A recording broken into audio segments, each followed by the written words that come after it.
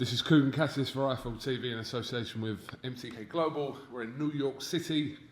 I'm joined by the IBF Super Bantamweight Champion, Terence John Doheny. You Doheny. prick. What? I can't believe you call me Terence John. Why? You are Terence John. I go by TJ. Don't call me Terence John. Right. That's your name. I know. TJ, come on. I get nothing but stick my whole life for that name, Terence. Is that why you changed it? Yeah, it's not what I changed. I've been TJ my whole life, but that's what it stands for, you know. What's wrong with Terence John? It's a good name, strong name. I know, but I've been getting stick my whole life for it, you know. So. Did I bring back some painful memories for you? You did. I'm hurt now, I'm hurt. I should have told you before we started not to call me Terence. It's better you didn't, because it's a better start to the interview. Yeah, I told you, like, I looked probably about 6-7 months ago. I hadn't really seen a lot of interviews with you, and there's probably one or two online. So, is that through choice? Yeah, partially. Yeah, I like a lot of people say it about me. Oh, he deserves more exposure, this and that. Like a lot of people hit me up for interviews and stuff, but I just swerved them because I'm a fighter. I just want to fight. I don't want to get on cameras and talk bullshit and that, you know. So. Yeah, I suppose I'm a world champion now, so it's all going to come fast and heavy, so I got to do it, you know. But boxing is and always has been a selling sport, and compared to the coverage that a lot of other sports get, sometimes you do need to open your mouth to make fights happen, to make stuff happen. A lot of fights are made through fighters' mouths. I know, yeah, this is the thing, like, everybody gets onto me about it. Even my friends, like, my missus, everything's like, you got to start getting more, you know, post on social media. I'm just like, that's not me, you know. And I do a little bit here and there, I throw it in, and I do interviews, but when I can swerve them, I swerve them, like, you know. So it's partially my fault why I'm relatively unknown, even though I'm a world champion, you know. So Mike Altamura said to me, he said, you're very fortunate he's even doing this. And that's not in a kind of, you know, like a big-headed kind of way, just because he doesn't do them. So you're fortunate he's going to do this with you. So yeah. Well, that's what I do. Fight week, I just like to sit in the room, go for a feed, go for a light workout, and that's it for me for fight week. I don't like to go outside that zone, you know. But when you hear you're getting an interview with the famous KUGAN CASSIUS, how can you turn that down, you know? True. I'm going to say true. No, I'm joking. You've been pro, what, since 2012? 2012, yeah. 2012, so 7 years. Yeah, the best part of my career has been down under, just, you know, on ticket deals and trying to build myself up and get through the rankings a little bit. And I got a couple of regional titles, you know, those Mickey Mouse belts, just to try and get myself into the rankings. Then once I got close and I was knocking on the door of a title shot, I said, do you know what, I better up sticks here and get to America, get in a world-class environment, surround myself with world-class fighters, and that has helped me grow. Like I've doubled, or more than doubled as a fighter. I've become a more rounded professional from coming here and training under my coach Hector Bermudez. The majority of your fights have been in Australia. You fought in America as well, Boston. You fought in Thailand. So, born in Ireland, when did the kind of move to Australia happen, and why did it happen at the time? Because it's quite a big thing to kind of uproot yourself from where you were to go all the way across the other side of the world. To base yourself out in Australia. Why? Yeah, it was, at the time it was the economic downturn, and you know, everybody was going over there for work and stuff, and I felt like all my mates were going, you know, and I was going to be left on my own. So I wasn't going out there. I could have did something with my boxing in Ireland, you know, but I said I'd go. I was just after being beaten to go to the Olympic qualifier, so I was a little bit down, and the timing was just right for then. So I said, you know, I need a break. I go to Australia for a year. And you go to Australia for a year, it's never a year, you know, you fall in love with the place, just the lifestyle is so laid back. We got jobs, the wages were good, and you know, then it was 2 years, then it was 3 years, and then all of a sudden going home is a holiday, you know, and it switched back like that. And then I was out boxing for about 18 months, I'd say, and I took a little bit too long of a break, and I got back into it then, and I wasn't really getting the competitive fights that I would have been getting in Ireland, so I said I'd give the program a crack, and it literally just snowballed for me. I got a world ranking, because coming through the Aussie things, you come through Asia, so you get the world rankings a little easier there, you know. And then when I was pushing and I got into contention, then that's when I made the move to here. I mean, you really have sort of come kind of quietly under the radar. Oh, extremely under the radar. Unbelievable. Yeah. And then you obviously got your shot against Iwasa, and and then since then, obviously, which wasn't that long ago, you've kind of now exploded onto that super bantamweight scene, being talked now of potential unification fights, etc., etc. So it's all happened for you in a relatively short amount of time. And that's what it was like, because honestly, just over a year ago, probably 14 months ago, I was lined up to fight Evgeny Gradovic in an eliminator over in Russia. That's another thing. I've been travelling around the world trying to make this happen. Who Lee Selby beat for the title years ago. Yeah. So, we said, I take on anybody, I travel anywhere, That's what boxing's about. You get in the ring, it's just the two of you at it. Doesn't matter where it is. So we were going to Russia. We were in camp for it. That fight fell through. Now 6 months previous to that, I was away from my family. I was over in Boston training. I was initially meant to be there for only 8 weeks. Fights kept falling through, and I was on a promise for 6 months. Then the eliminator came, so that gave me a little buzz again, Then that fell through because Gradovic had eyesight. He actually had to retire from it, and I was in the depths of depression. I said, this isn't working out. I said, I was doing the numbers. I was like, I can go back to work on billing sites and make 10 times the money I'm making here right now. I'm away from my family. This is just too much. I had my bags packed, and I called the missus. I said, I think I'm going to book my flights. And it's amazing because I was just on the brink of despair of just, what, I've had enough. When we got a phone call, great work from my management team, who set up an eliminator in Thailand. Don't ask me how they did it, but they pulled it out of fire a week later. So I just jumped on the plane, went to Thailand, and fought a kid from Thailand and in the eliminator. Ended up winning the eliminator. Went to Japan, fought the world champion in Japan, snatched the title from him, won it on the unanimous decision clearly. Tough fight, I know. And now here I am, sitting, getting interviewed by Mr. KUGAN CASSIUS, about to defend my world title in Madison Square Garden. Do you know what I mean? It's almost a Rocky story, It's just crazy. Unbelievable. You linked up with MTK as well, TJ. So talk to me about their influence in the boxing world now is growing by the day. So talk to me about your link up with them, how it happened. Yeah, so what happened was I wasn't happy with where my career was, and I think I need to change up. I need to switch it up. I need to get somebody on board. And the good thing is, my manager Mike Altamora had just come under the wing, under the umbrella of MTK. So it was only fitting that we came in through Mike. So Mike organised the whole thing, and we went and we spoke to MTK, and I really liked the pitch they gave to me, and they've backed up everything they've said to me so far. And they've played a big part in getting me this deal with Matchroom Promotions, and I'm absolutely over the moon. I'm probably the happiest I've ever been in my boxing career right now, towards what I was like. I was telling you that story 12 months ago, or just over 12 months ago.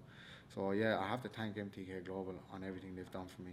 They've got me back, get me that buzz back for boxing,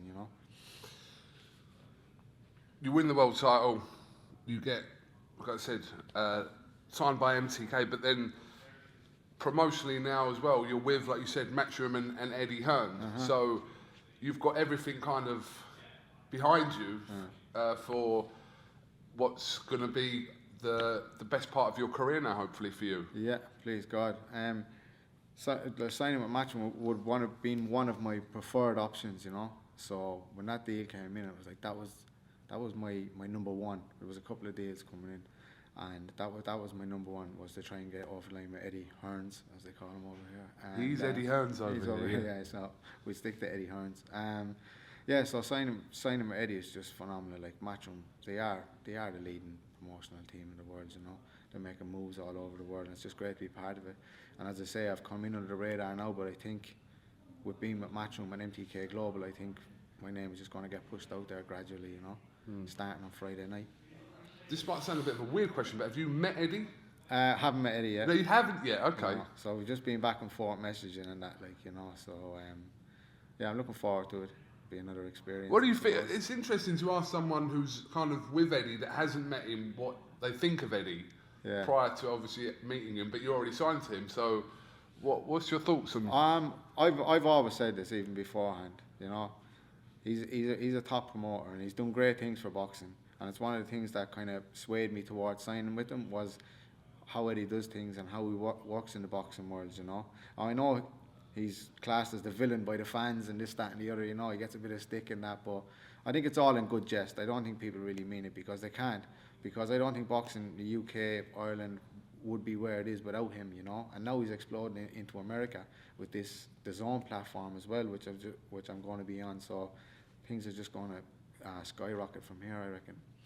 See, sometimes I think that as well. Surely they don't really mean it, but when you got 80,000 people booing him at a venue after he's put on a show, then I don't know. Maybe they have a point. TJ, I don't know. No. No, I think but it's I know what you mean. I think people kind of. It's like they love to hate him, if you like. Yeah, they don't really have a reason for it. They just, he's putting on all these shows and making these fights, but there's something about him where I think it's all part of the play. Yeah, that's what it's like, like a pantomime kind of. Yeah. You know, so it's like it happened once and it came across as funny, so now it's a thing that's going to happen every time. You know, that kind of a way. So I know. I think he takes it well. You know, especially when he's doing these interviews and that. So I think he's okay. TJ, ideally for you, if I could sort of, or you could handpick one of the other champions from Ray Vargas to Daniel Roman. And now Navarrete. Navarrete. Yeah, if I was to say, which one would you go in with to unify? Well, right now, I think at the top four, I think there's phenomenal talent there, and I don't think there's much between any of us, being honest. I do rate myself as one of the best. I think because we've got all our champions, they can fight under the Zone platform. Then you got Navarrete, who's promotionally he can still fight under the Zone platform as well. So all these unification can fight. But my preferred one, I think stylistically, because they're all great fighters, but I think stylistically, Roman is suited for me. I think that's a really winnable unification fight for me. Did you watch his performance against Gavin McDonnell? I watched a few clips. I haven't watched it fully now. I'm not one of them fighters to say I haven't watched fights, because I do watch them when I'm lined up to fight them, but I did only see clips of it, and he's impressive. He come forward, he puts on plenty of pressure for the full 12 rounds, you know. So I know it's a tough fight, but I think stylistically he just suits me, you know. I think that's going to be a real come-out fight if that fight can be made. But I'm assuming that part of the reason why Eddie signed you as well is because he has Daniel Roman. Yeah, I'm sure that'll be an easy fight to make at some point this year, which I'm sure he. Yeah, so this is what I'm saying. Yeah, this is what I'm saying. So they're all potentially can be made, you know, because there's not much promotional friction between the promoters. We're all working together, you know. So, but I think the Danny Roman one is probably the one that's been spoke about the most by Eddie. So that's the one I kind of have my eye on. And but I'm not overlooking this kid on Friday night, because you know, you might look at his record 16-3 and stuff like that, but in Japan, they bring them through hard in Japan. Like, you get a loss in Japan because there's no padding records in Japan. It's all, you're fighting the best all the time, trying to get through and trying to break out, you know. So I know this kid's going to bring it. He's going to have the same drive I had when I was in Japan, you know. He's going to have to be scraped off the canvas to take a loss, like, you know, because when it's your world title fight, this is his opportunity to change his life as much as mine. But I really do think it's going to take something special to knock me off my perch. I'm going to tell you some terms that Mike Altamura used to me earlier on to describe you. So he said you were. He said you're low maintenance to deal with as a fighter, which is quite refreshing in today's modern world. That you're not kind of, you know, a diva and things like that. You just get on with your thing. He called you miserable. Did he? Yeah. If he's out there, I'm going to have to pull him up on that one. He did. He said you're miserable. I don't think. Did he really say that? He said you're miserable. Yeah. Jesus, it must be just the way I speak to Mike. So if that's a first for me, go on anyway. Mike's becoming a little bit obsessed with your new promoter now, Eddie Hearn. I don't know. Yeah. Does he talk to you about him? Because he talks to me about Eddie Hearn quite often. Yeah, he wants to settle some differences in his head in the ring. I've seen a couple of videos and stuff of him. Yeah, he's want to call him out. And that. Eddie's had a couple of amateur fights. People don't realise. I don't know if Mike realises that. I don't know. Mikey's got hands. He's got hands. To put my money on there. I've seen Mikey in action a couple of times. So we'll see. Big boxing brain Mike has as well. You know. Absolutely. You've got some more media work to do. I have, yeah. And then obviously tomorrow's the press conference. Yeah, it's going to be Thursday's the weigh-in. And busy few days leading up to this. I'm not used to this stuff at all, so be an experience for me, and you know, it's going to help me just push my name out there that bit more. I think It's going to help me get the exposure I deserve. Even though I don't crave it, I think I deserve to have the more exposure, like, you know, just to try and build my name and start just getting it out there. Well, better late than never. Better late than never, but I think it's coming at a really good time. I don't even had it come any earlier, you know, because I'm still, even though I'm a world champion, I'm still in nappies in terms of experience and learning, and, you know, I'm learning on the job right now. You know, I'm just lucky to be holding the belt now and be in a really good position to just push on and drive my career forward, you know. Well, they say winning it's one thing, but keeping hold of it is a different story. story. No, it's all starting now. And see, this is the thing, like I said a second ago, it's a world title fight. You know, you're sitting in the rankings and you're waiting for that call. This kid's got the call, so he's going to bring it, you know. So I know that I'm ready for it, you know. The fight's only been announced last week, but it's been in talks for a while. So the two of us have been in camp. It's not like he got the phone call the other day and he's jumped on a plane, you know. So I know this kid's ready and he's going to bring it, you know. TJ, thank you very much for talking to Eiffel TV. Is there anything else that you'd like to add? No. Obviously, I've learned the biggest thing I've learned about you today is not to call you by your actual name. And miserable as well, if you don't I didn't mind. call you miserable. Yeah, I don't I think know, you're but miserable. still. I've been talking to you for now, 17 minutes on camera. You're not miserable. But that's impressive now. I was thinking, oh, this is about 5 minutes now, you know. You thought it was going to be 5 minutes. Yeah, It could have been 5 minutes. Yeah. No, but you've made it very comfortable for me now, thank God. I thought it was going to be very awkward, you know. So I'm not used to these interviews so close to my fight, you know. You're going to have to do more tomorrow. I know. It's all part of it now, isn't it? It's all part of it. Embrace it. Embrace TJ. it, yeah. Thank you very much for talking to Eiffel TV. Wish you the best of luck, and we'll catch up with you after your fight on Friday here at New York. You probably won't be able to stop me talking then because I'll be buzzing after the win, you know. But it's been a pleasure and I appreciate you coming to interview me. Thank you very much. Top man. Thank you very much.